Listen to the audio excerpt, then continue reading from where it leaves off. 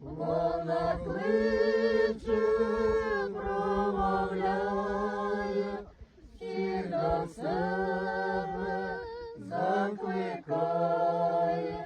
вона кличе, промовляє, всіх до себе закликає, святу воду споживаймо, і у серці маємо,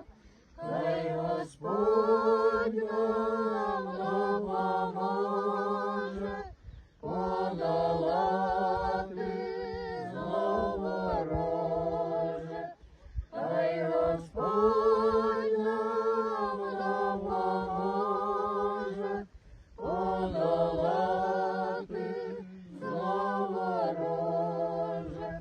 Якщо зорем та бідою напоїть усіх водою, душі стане